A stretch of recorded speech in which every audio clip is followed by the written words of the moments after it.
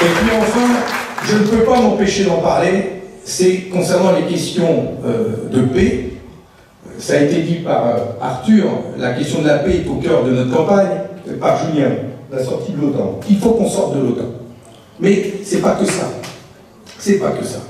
Nous sommes sous la pression des États-Unis. Et les États-Unis ont demandé aux pays de l'Union européenne d'augmenter la part de leur PIB dans le financement de l'OTAN, des budgets militaires. La France doit sur la couture, ils exécutent.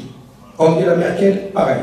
Et j'ai rencontré les camarades de Die Linke, le parti de la gauche allemande, qui m'ont expliqué hier qu'en Allemagne, le budget va passer à 60 milliards d'euros, 17 milliards d'euros de plus, et donc autant en moins pour le peuple allemand. Eh bien, en France, le budget militaire, d'ici 2023, va passer de 36 milliards d'euros à 50 milliards d'euros, essentiellement dans la dissuasion nucléaire. Nous n'avons pas besoin d'investir dans le nucléaire, nous n'avons pas besoin d'investir dans des ogives, nous voulons des écoles, des hôpitaux, et c'est un combat que nous devons reprendre.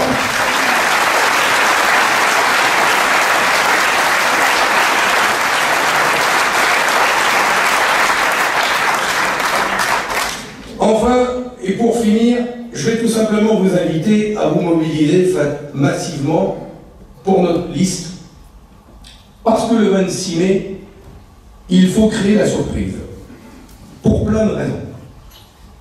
Mais déjà, je voudrais dire qu'il ne faut pas répondre, il ne faut pas tomber dans le piège que En Marche et Macron veut nous tendre, en nous faisant croire et en faisant croire aux Français qu'il n'y aurait pas d'autre choix que de voter pour lui, pour eux, face à la menace de l'extrême droite. Ça, c'est bon. C'est à chaque élection le même cinéma. On en a marre de voter contre quelqu'un, on veut voter pour nos idées. Donc déjà...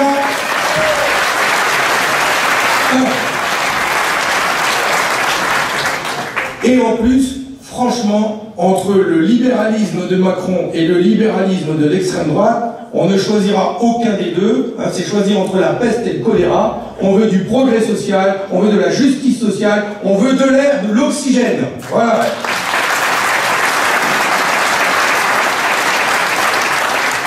Et puis cette liste, elle est importante parce que, vous voyez, moi on me dit toujours, même sur Roussel, vous faites une liste, enfin vous êtes nombreux à faire des listes à gauche et la gauche est émiettée, c'est pas possible. C'est pas de ma faute quand même. Nous, le Parti communiste français, depuis 1979, aux élections européennes, nous avons toujours été présents. Nous avons été le seul parti de gauche à avoir alerté sur la nocivité de ces traités, sur les dangers pour nos services publics, pour notre pays, pour nos emplois, pour notre industrie. Depuis 1979, nous avons été la seule force à gauche à avoir eu cette lucidité, et il faudrait qu'on disparaisse aujourd'hui. Ça leur ferait trop plaisir. Et surtout pas. Donc nous serons présents, comme nous l'avons toujours été, pour exprimer nos idées, l'originalité de nos idées, et montrer qu'il y a une autre voie, une autre forme de construction européenne. Mais pas que. Parce que quand même, l'état de la gauche aujourd'hui, c'est vrai, est au plus mal. Et quand bien même nous nous rassemblions dans une seule et même liste, ce qui n'est pas possible, parce qu'il y a quand même des différences entre nous. Mais quand bien même, nous ferions 25%. Comment avoir une majorité avec 25%? C'est pas possible. La gauche s'est affaiblie. Pas que le Parti communiste français. Toutes les forces de gauche se sont affaiblies, pour diverses raisons. Et notamment parce que, dans le dernier mandat, la gauche a déçu. La gauche a tourné le dos à ses engagements, à ses promesses, à ses espoirs. Et donc aujourd'hui, il faut redonner de l'espoir à gauche. Et pour redonner de l'espoir à gauche, oui, nous le disons, il y a besoin d'un parti communiste plus fort et plus influent. Parce que la gauche ne mène pas la même politique quand il y a un parti communiste à 15% ou quand il n'y a plus de parti communiste. Alors oui, nous sommes là aussi pour redonner un espoir à gauche.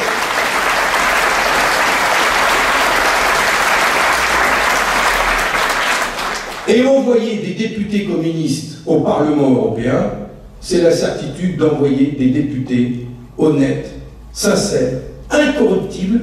Je leur dis toujours ça à l'Assemblée nationale, nous, on est incorruptibles. Ils m'appellent Elliot Ness maintenant. Mais oui, mais il y a besoin de sincérité dans l'engagement. Les gens n'y croient plus, ne croient plus dans la politique.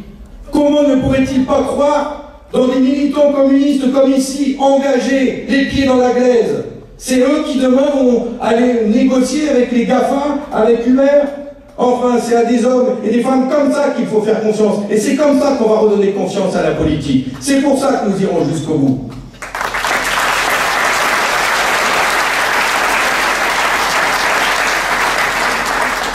Et puis, le 26 mai, tout le monde ne le sait pas, parce qu'on m'a encore posé la question, il n'y a qu'un seul tour. Le 26 mai, je vous le dis, n'attendez pas le second tour, il n'y en a pas.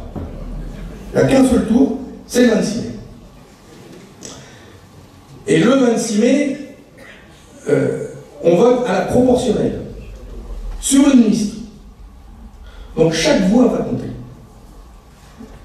Sauf qu'ils nous ont fait une petite canaillerie en France.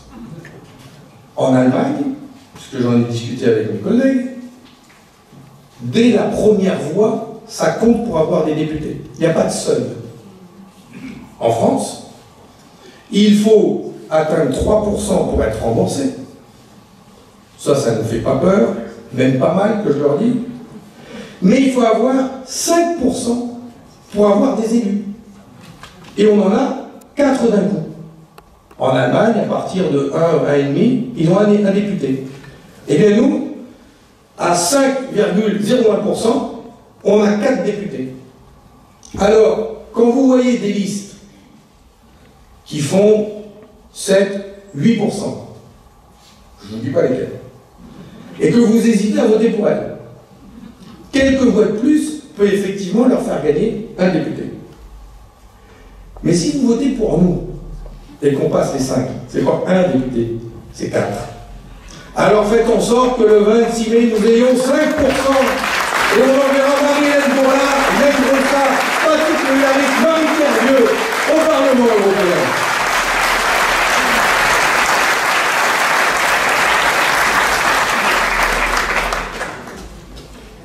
Et les sondages, n'y croyez pas.